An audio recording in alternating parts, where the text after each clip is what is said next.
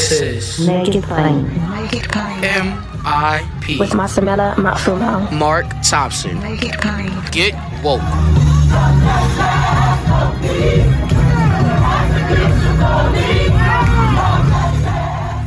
Folks, part two of our coverage of the Make Good Trouble rally, August 28th, 50th anniversary of the March on Washington.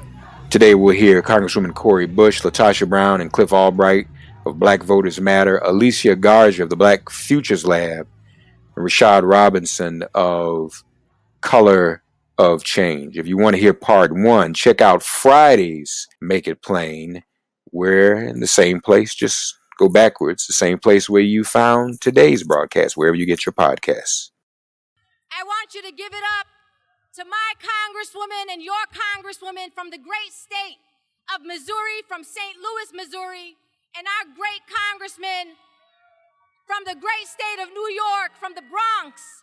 Give it up for Congresswoman Cori Bush and Jamal Bowman. Good afternoon. Good afternoon. Oh, I need it. I am the St. Louis Congresswoman Cori Bush, and I'm going to start by first of all telling you all why I do what I do. I do what I do because I first love you. And that's important for me to make sure that you understand that because I love you, I put my body on the line for you. Because I love you, I push the envelope. And because I love you, I don't care what people think about me. I just care that you get what you need. And it's because I love you and because I love our communities that I'm the one that you heard led our colleagues in sleeping on the steps of the U.S. Capitol for a few nights to keep that pressure up until we secured those basic protections for 11 million people across this country who were facing violent evictions during a deadly pandemic. We secured those protections, all of us who spoke up and all of us that said we can't put our people out in the street in the middle of a pandemic and we shouldn't do it, period. All of those protections saved lives for 3 weeks longer than anybody thought was possible. But what happened? Because we have this broken, raggedy system, because Republicans have suppressed our votes, because they don't want us to heal from the violent, ongoing pain that the white supremacy inflicts on our communities daily, Republicans have made the Supreme Court an institution that is failing us as well. So let's be clear. Trump and McConnell were only able to stack this court so unfairly against our communities through the suppression of our votes, through the suppression of black votes. And to be clear, suppression of black votes is the perpetuation of white supremacist violence. Let me say that again, it is the perpetuation of white supremacist violence. So we're making it plain. Right here on the mall of the U.S. Capitol, right here, saying, in the name of giants whose shoulders we are standing on. As you hear my voice in this moment, we're making it plain so that the Republican Party of voter suppression, that's what I call them, that they know that we see their voter suppression for exactly what it really is. It's white supremacist violence. And we're demanding freedom and liberation of all systems of white supremacist tyranny. We demand to live free of the suppression of our voices. We demand to live free of racist policing in our communities. We demand to live free from systems of food, education, and healthcare apartheid that's killing us. I don't think y'all want to be free. I can't hear you. We demand to live free. We're also demanding freedom from policy violence. Freedom from the racist Senate procedural tool that's called the filibuster. Yeah. Freedom from that Jim Crow relic that is blocking the For the People Act, blocking the John Lewis Civil Rights Advancement Act, blocking statehood for Washington, D.C., blocking too many of the long overdue policies that our communities need, that we need passed right now to save our lives. So let me say this. We will not stop pushing for freedom. We will not stop pushing for liberation for all of us. Liberation from evictions, liberation from poverty, liberation from the suppression of our votes and our work. It starts by making sure that every single last anti-Black, racist, white supremacist voter suppression law in this country is abolished. Abolish it now. Thank you. Ladies and gentlemen, let's hear it for Congresswoman Cori Bush. One of the primary organizations responsible for pulling us together on this sacred day, in this sacred space, is Black Voters Matter. And I know we all have seen Cliff Albright and LaTosha Brown on MSNBC, but we've also seen them out here in these streets. And they're doing the important work of getting our voters out. But let me tell you something. Let me tell you what they told me.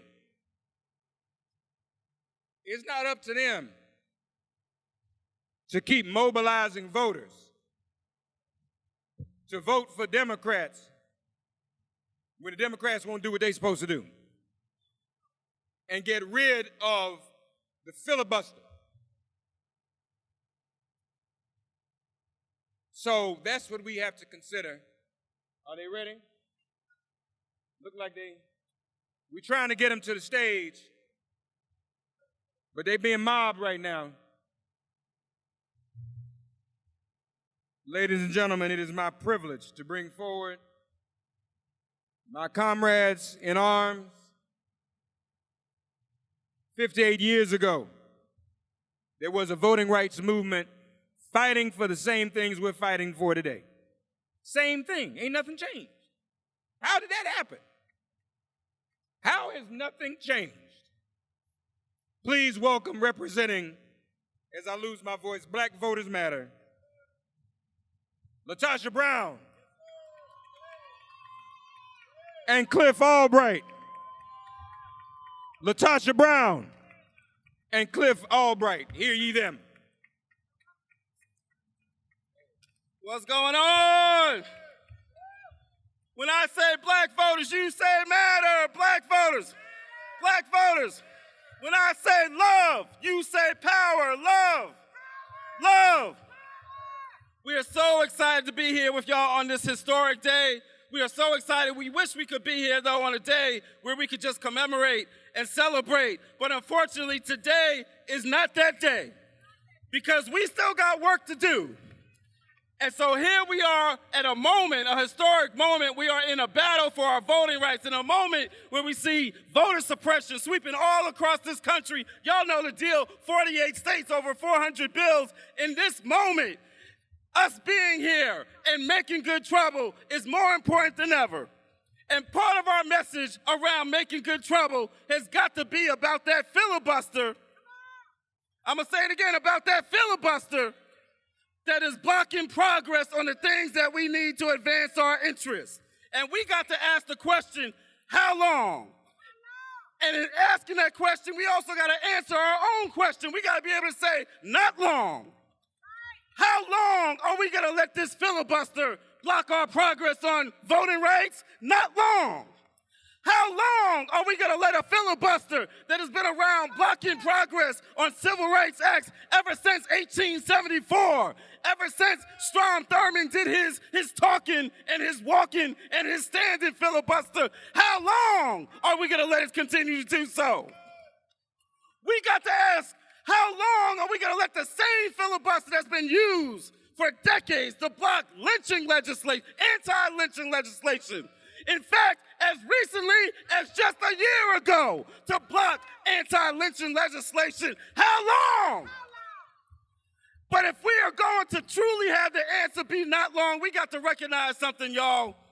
Right now, today, obviously, we're commemorating the March on Washington 63, and there's going to be a lot of folks talking about the I Have a Dream speech, and it's a powerful speech, but I got to be honest. Can I be honest with y'all today? The thing I'm thinking about is not the words that Dr. King spoke in 1963 on this day, but I'm thinking about the words that he wrote just a few months earlier in his letter from Birmingham jail. That's what's on my spirit today.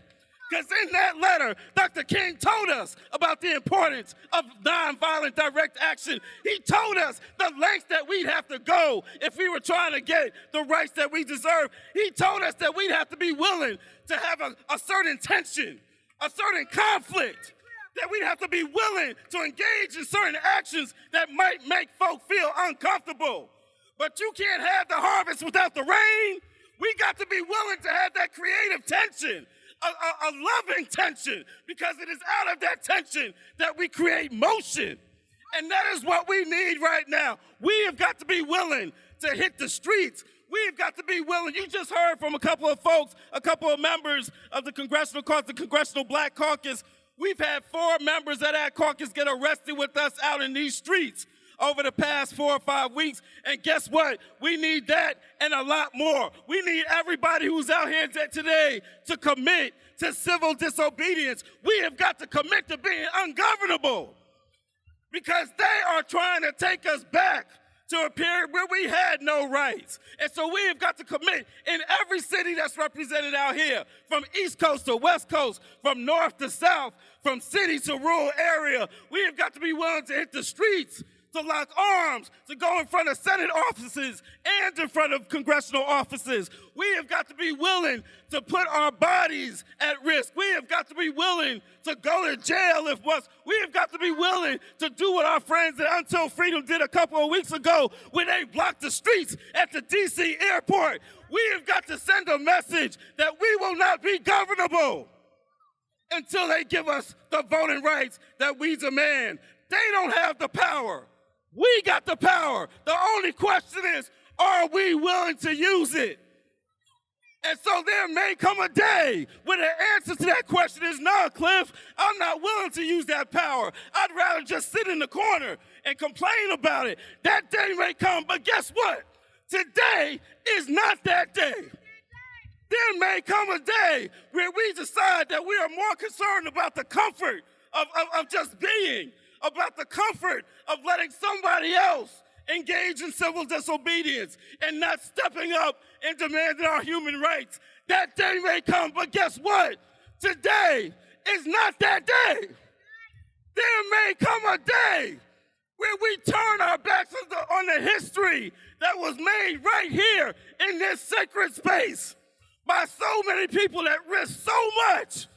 There may come a day where we disrespect that and we say, no, we're okay with being taken back to slavery. That day may come, but guess what? Today is not that day. So I need everybody here who believes in freedom, everybody here who believes that you've got a role to play in ending the filibuster, in civil disobedience, in being ungovernable. If you believe that you got a role to play, I need you to put a fist up and say real loud, say, I am an organizer. Say, I am an organizer. Once more, say, I am an organizer. Now let's leave here and get it done, y'all. I love y'all.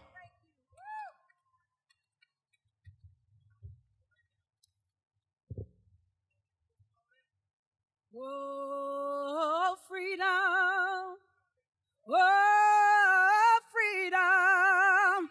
Whoa, freedom over me, over me. And before I be a slave, I'll be buried in my grave and go home to my Lord and be free. Ain't gonna let nobody turn me around, turn me around, turn me around. Ain't gonna let nobody turn me around. I'm gonna keep on walking, keep on talking, marching up to freedom's land. Well, the first thing I did right was the day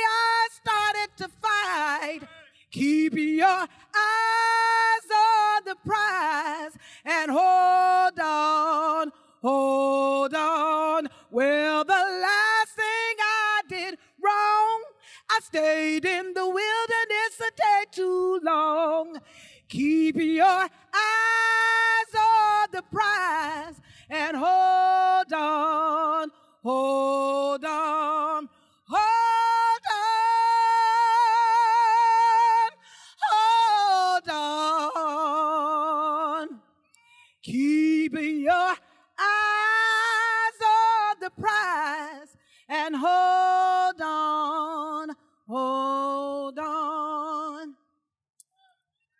Family, you know, I wanted today, even as I've been thinking, I'm going to be honest with y'all, my soul is grieving right now. That normally when I get up here, I'm ready to fire it up, because I'm a fighter, y'all. I know how to fight. I know how to get in the streets and fight. Even when I think about this nation, we know how to fight, right? We know how to stand in the streets and to protest. We know how to fight abroad. We know how to fight domestically. But what was in my spirit right now is, do we know how to love? Can we love America? Can we teach this nation to love? My soul is grieving in this moment right now as we paid $1 trillion on a war in name of we were going to protect democracy and help establish a democracy abroad. Yet right now, as a black citizen in this nation, I've got less rights right now than I did in 1965. My soul grieves because the highest court in this land said that it is okay for millions of people to be on the brink of being homeless, to be kicked out because they made and came against a moratorium of eviction. America, can you love? Do you even know what love is? I stand in a nation that as I look at the mall and as I look at the White House, that very house was built by my ancestors for free on their backs when they were paid nothing. America, can you love? Do you know how to love? I am in a nation that we're dealing with the greatest pandemic we have ever had in the last 100 years, and we are so selfish and full of ourselves and don't have enough love in our hearts that we can't even put on a damn mask to save somebody's life. The question is, can you learn how to love? And I'm saying that because the moment we learn how to love, y'all, is the moment that we will unleash all the power that the people got, that we can change, that we won't just be talking about elections and the transaction of election. We will be talking about transformative politics. And so as you all are listening right now, I just want you all to close your eyes. I do this everywhere. And I want you to close your eyes.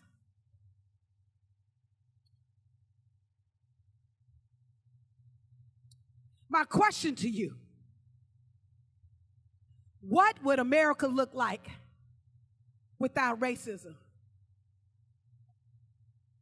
My question to you is, what would this nation look like if we actually have the value of a love for humanity? How would we treat our poor? How would we treat those that are on the margins of society? How would we treat those that are suffering? How would we treat each other?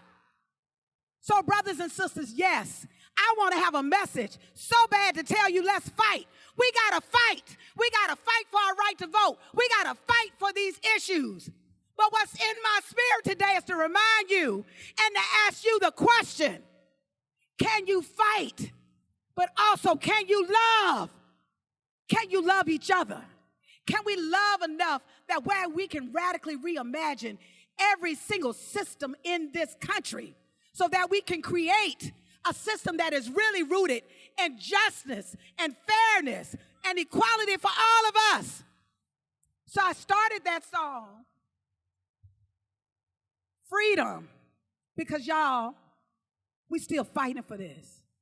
Here we are in 2021, and our people are being attacked right now. Hundreds of thousands of people in Georgia have been dropped from the voting rolls because they participated in an election.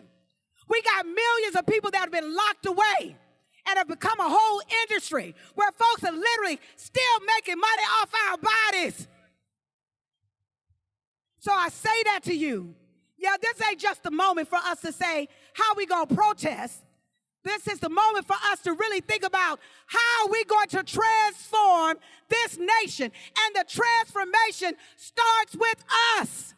When we decide that all human beings deserve to be treated with dignity and respect, all these governments, they will fall. We will have a government that is representative to all of us. The Republicans ain't something we ain't seen before.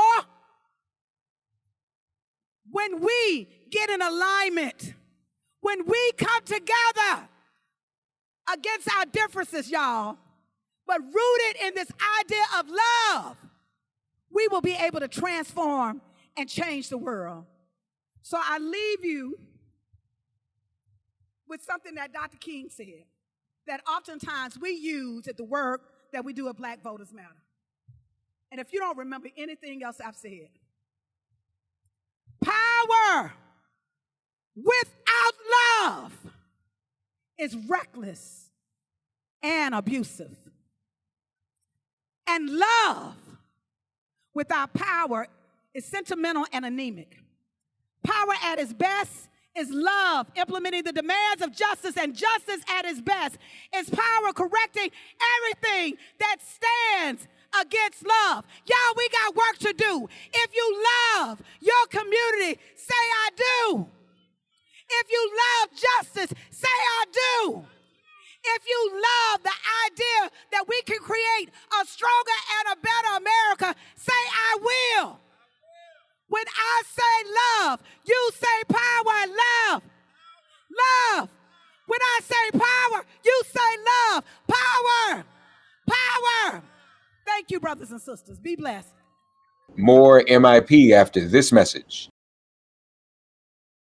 Hey there, I'm Nadia Komodo. Check out my show Tigress, which is basically my unfiltered and unapologetic journey of being a work in progress. Like, I hope that I am authentic and I try to be as unfiltered as I possibly can. I am so passionate about what I do, from talking about periods to wanting to build community around the cause to loving the business that I'm working on.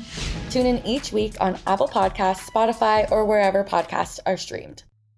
Two of our partners in this, in 1963, everybody came together, all of the organizations. That's what we tried to do here in this very sacred space on which we stand. Two organizations who are working every day, every single day for our people. We would do well to hear from them right now. We will first hear, representing Black Futures Lab, Alicia Garza, and representing Color of Change, who keeps us organized and mobilized online, always with an assignment for us, our brother Rashad Robinson. Please welcome my comrades, Alicia and Rashad. Welcome them warmly, please. Hear ye them. How we doing? Let me try that again. How we doing, y'all? Y'all ain't tired, right? All right, let's go. So good afternoon, and thank you to all of the organizations who brought us together today to make good trouble. My name is Alicia Garza. I'm the principal at the Black to the Future Action Fund and the Black Futures Lab, and I'm one of the co-founders of Black Lives Matter Global Network. And I believe that Black people deserve to be powerful in every aspect of our lives. Now, we're here today because, yes, we want Congress to pass the John Lewis Voting Rights Advancement Act. And yes, we need Congress to pass the For the People Act. And yes, we must have statehood for D.C. And, though, bigger than that, we are here today because we intend to build power and we intend to use our power. Are y'all with me? We got to change how power works so that never again will anybody be denied their right to be fully human. Now, I don't have to tell y'all that protecting our right to vote is about power. Power is about making the rules and changing the rules. It's about deciding where resources go and where they don't go. Power is about deciding who represents us and what agenda they represent us on. Power is about who controls the story of who we are and who we can be together. It has always been about power, my friends, and the desire of a small group of people to hold all the power at the expense of you and me and the rest of us. Y'all, if they can keep power, they know they can steal more resources from our communities, am I right? If they can keep power, they know they can keep us from having the health care we need, am I right? If they can keep power, they know they can keep us from the reparations we demand, am I right? If they can keep power, they can keep us from gender equality, am I right? They can keep us from housing, am I right? They can keep us from jobs if they keep our power, is that correct? They know that to keep their power, they gotta work hard to leave us out and leave us behind. That's why they rigged the rules, my friends, so that we don't ever get ahead. Now they are working hard to keep us from our power, so we got to work even harder to build even more power so that we can unrig those rules. Am I right? Y'all ready to unrig the rules? Now on this historic anniversary of the first march on Washington, please let us remember that history repeats itself until and unless people intervene to create a new path. Back then, President Lyndon B. Johnson told organizers he did not have the power to pass voting rights. But our people took our power and we were relentless in our pursuit of justice. We did not allow process to interrupt progress. Now today we face the same dilemma, the same challenges, the same rhetoric. They want to use bipartisanship as an excuse to not be bold with the power that we delivered in November and we delivered in January. Am I right? This is not about bipartisanship. It's about the cowardice of people who know better but refuse to do better. We know they want to keep us from being powerful. So what do we do when we see our representatives lack the courage and the will to do the right thing? Well, as one of my mentors always says to me, it sounds like they need to be strengthened. So let's strengthen them, y'all. After this march today, light up those phones, clog those emails, hold vigils if you have to. Bird dog them everywhere they go. Every single day until we win. We got to keep fighting until victory is won because there is too much at stake. When we fight, we win.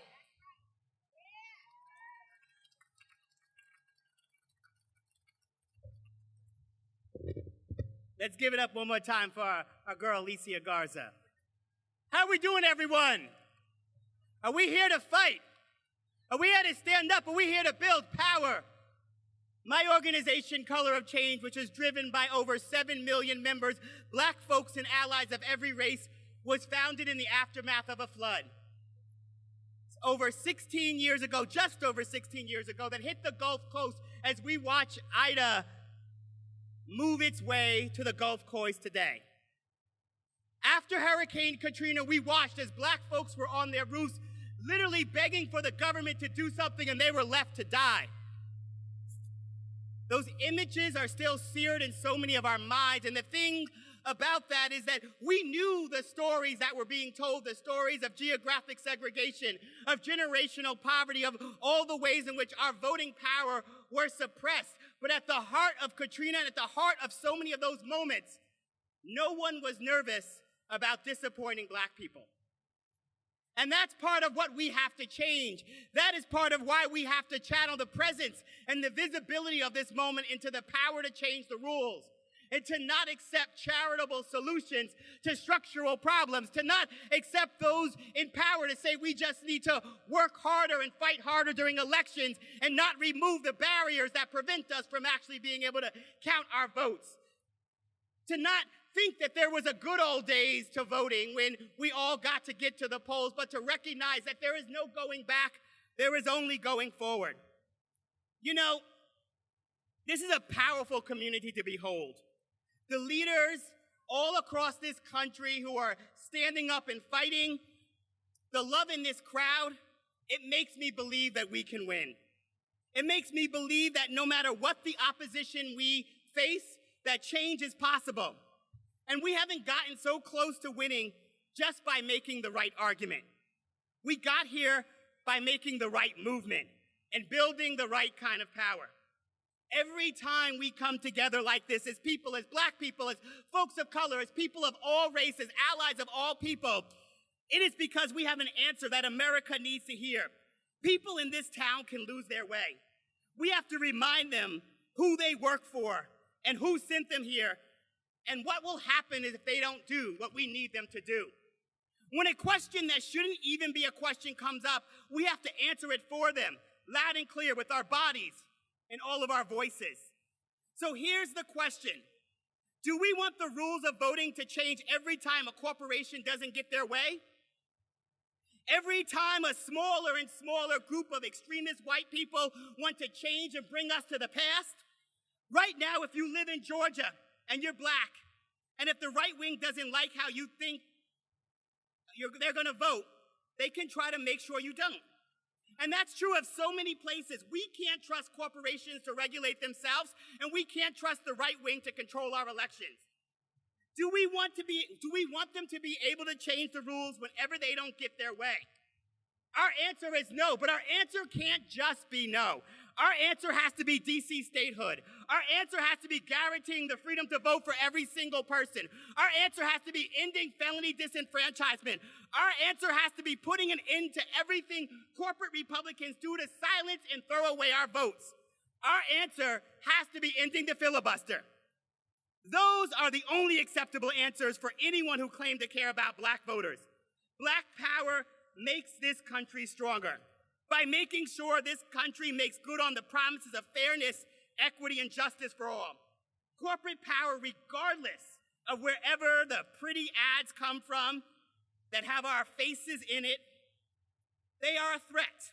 They are a threat because corporate executives know that a crowd like this, a movement like this, can force them to have to play by the rules. The people all around the country standing up, signing petitions, calling their representatives, have the power to change the rules, have the power to change the course. And so that is why we are here now, to be loud and clear, telling corporations that they can't pander to black people while they prey on us, that our freedoms are not up for sale, and telling our Democratic leaders that they can't pander to black voters and then ignore black voices. Congressman Lewis, I just want to end here, that Congressman Lewis, I believe that his greatest legacy is not anything that he did, although he did so much. And the biggest legacy of this first march wasn't all the people that came out and stood up, and even the policies that were passed. Their legacy is us. Their legacy is how we show up now, faced with the challenges. The legacy that they left us is how we continue to show up, to channel the presence of this moment into the power to change the rules, to build a new level of power and force those in office to be nervous about disappointing us. We can change the course of this future, but only if we work together. Thank you.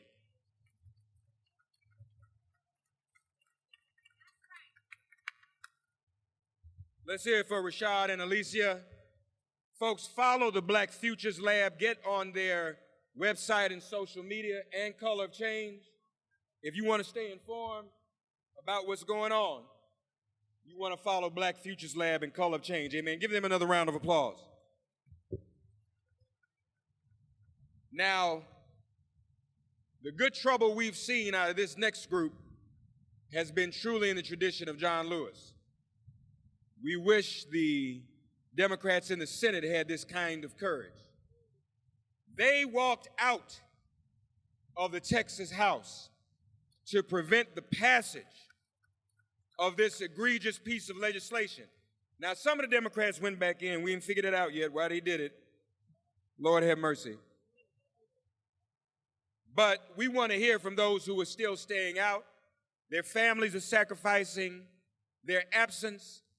They're holding strong because the Texas legislation is some of the most egregious in the country. In this whole network of dozens of pieces of legislation to end our voting rights. We want to hear now in the order they will choose. These are the Texas House members, Democrats: Penny Morales Shaw, Anna Maria Ramos, Jasmine Crockett, and Ron Reynolds. Please welcome them all for their courage and for the good trouble they've made. Hear ye them. Well, hello, everyone. We are so excited to be here on this hallowed ground where once the Reverend Dr. Martin Luther King Jr., John Lewis, and many others stood here on the heels of justice to make good and necessary trouble. You know, I reflect and I remember the words of Dr. King when he said that the ultimate measure of a man is not where he stands during moments of comfort and convenience, but where he stands during times of challenge and controversy. And I'll submit to you, ladies and gentlemen, that even in 2021, not 58 years ago, but today we stand in great times of challenge and controversy, because you can't tell me that we've reached his dream where people will be judged by the content of their character and not the color of their skin. When you see Black Lives Matter peacefully protesting after the brutal death of George Floyd, treated with brutal hostility by men and women in uniform. And then you juxtapose that with the insurrectionists that stormed our Capitol on January the 6th that were treated with almost kid gloves. So yes, we stand here continuing to fight for justice and inequality. We continue to speak truth to power. We continue to use the words of our scripture from Proverbs 31:8-9, when it says, "Speak out for the one who cannot speak, for the rights of those who are doomed. Speak out, judge fairly, and defend the rights of oppressed and needy people." And that is just what we did as Texas legislators. We walked out to stand up for justice. We will not continue to be suppressed in 2021, not on our watch. We will not go back to dark days of Jim Crow and voter suppression, not on our watch. We will not allow them to revise history where Black and brown people were suppressed. So thank you for standing up. And now we demand that the United States Senate pass H.R. 1, the For the People Act, and H.R. 4, the John Lewis Voting Rights Act. Thank you, and God bless you. More MIP after this message. Good afternoon, everyone. Assalamu alaikum. May peace and blessings be upon you. I am a proud troublemaker from Brooklyn, New York. I make trouble every day with the great people at Until Freedom. I make good trouble every day with Empower Change, which is the largest Muslim-led social justice organization in the United States of America. And we are here because it is a hot summer. I know it's hot out here, folks, but 58 years ago, people stood on this very lawn and it was hot. And there are people who sacrificed for us to be here today. What we will not do is allow those in power to take our voting rights from us today. People will say, does voting matter? Does my vote matter? If your vote didn't matter, they wouldn't be trying to take your vote away from you. And we are here to tell both Democrats and Republicans, you work for us, you work for the American people. We do not work for you. And more specifically to the Democratic Party, it was abolitionists who were knocking doors in Georgia. It was immigrant rights activists on the streets of Virginia and Pennsylvania and in Michigan. So when you tell us that you don't want us to say defund the police or abolish ICE, no, what you're saying is that you don't stand with those that helped elect you to the offices that you hold. We are not tired. This was a family reunion of frontline organizers. We've been in and out the entire summer getting arrested. Some of us got arrested at least a dozen times just since January of this year. This was never about Donald Trump for us. This was about ending fascist policies and the targeting of Black and brown and poor communities in the United States of America. So let's be clear, we are not loyal to political parties. We are loyal to the communities that we come from. And I will end by saying that let history record that Muslim Americans were at the front lines of justice for all communities. What we need in this moment is courage. We need you to be unapologetic. We need you to come to the front lines. We need you to give up, just like those before you gave up everything, so that you can stand here today at the Lincoln Memorial and put your fist in the air and say justice for all. Peace and blessings be upon all of you. Give it up for Linda Sarsour, y'all. I can't hear y'all in the back. Give it up for Linda Sarsour. No justice. No justice. No justice.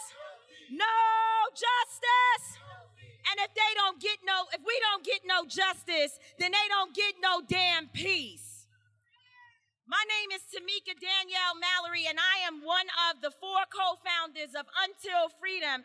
Let's give Until Freedom some love today, along with all the other organizations that dare to call a march on this day, to call a rally and ask you all to be here, and you keep coming 58 years later.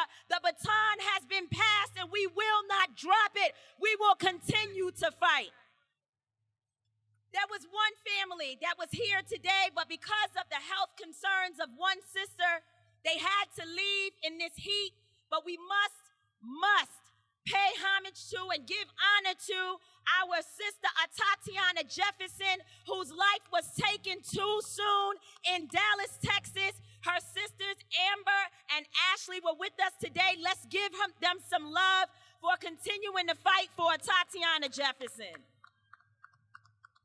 Now, there are many reasons why people have gathered here in Washington, D.C. today.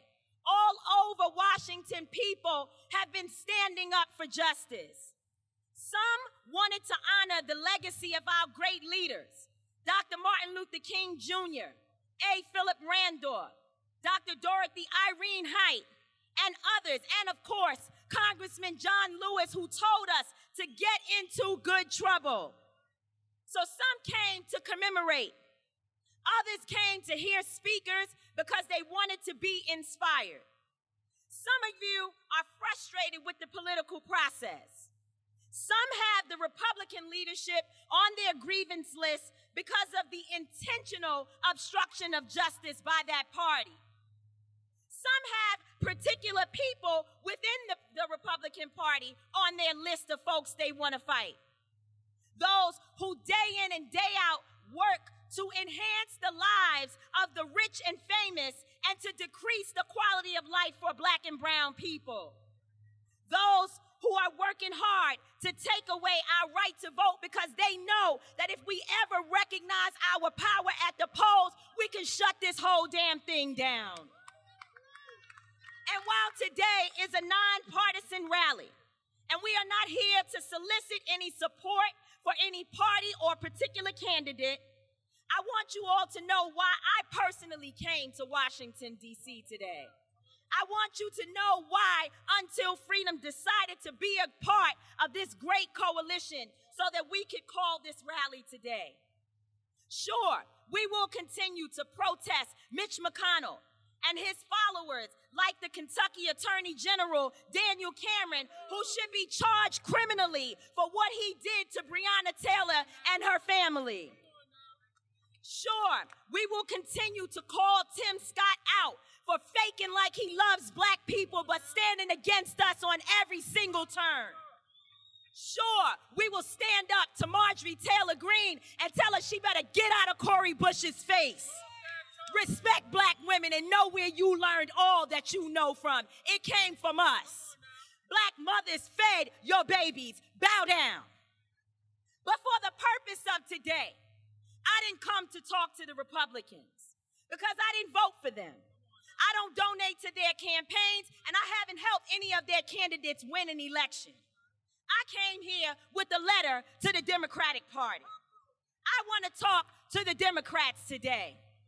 You see, I remembered Fannie Lou Hamer's words when she said, "I'm sick and tired of being sick and tired." 94% of black women continue in an abusive relationship with the Democratic Party. We are trapped in an abusive relationship. You keep on lying to us and telling us to work hard, to fight for you, to stand with you. And when it's time for you to be courageous and bold and stand up for us, we can't find you. You wiggle and you waver. We are sick and tired of being sick and tired. We are sick and tired of you coming to us with excuse after excuse. Now the filibuster is in our way. We are sick and tired of our children being targets of police violence while Senator Cory Booker jokes about defunding the police, which might be the only thing that will save our lives. We are sick and tired of having to fight this same fight over and over again for our right to vote. This has been going on too long. Enough is enough. So we have come to tell the Democrats that we are sick and tired of you as well. Stop pointing at others and telling us to look at them. No, we're looking at you. Our people have been too committed to your party, and we have not received justice, and you have not done your job on our behalf. Chuck Schumer, you may have position, but the people have the power. Do your job. Nancy Pelosi, you may be in position, but the people have the power. President Biden, you may be in position today, but remember what you promised us. Remember who carried you. Vice President Harris, you need to know I voted for you. I didn't vote for a 70-year-old white man. I went to the polls and I voted for you. Your promise to me is why I voted. Know that, black people, as you stand here, frustrated. You don't know what to do. You don't know where to go. We are tired, and you got every damn right to tell me that I'm out of my mind when I ask you to vote for any of these individuals. But know that we have the power. You see, the bus driver in Montgomery, Alabama was in position, but Rosa Parks had the power. You see, the slave owners had position, but Harriet Tubman had the power. We have the power, people, if we unify and we stand together. There is nothing that they can do. Let's be intentional when we leave this space of not working separately, of not looking at who can do what better, but of looking at the way in which if we come together, we can shift this entire nation. I'm tired, but I won't stop. 58 years later, I know that the baton has been passed to me, whether you like it or not, whether you like me or not. Doesn't matter if you want to be my friend. I got the baton, and I'm gonna lead. And you know what? We all together, if we stand, we can win. God bless you, brothers and sisters. Go back to where you came from and pause hell and make good trouble. God bless you. Go in peace. Thanks for getting woke and listening to Make It Plain. Please remember to listen, like, and wherever you get your podcasts, please give the show a 5-star rating. And please do spread the word. Let's all continue to pray for each other during this pandemic and this police-demic. If all hearts and minds are clear, it has been made plain.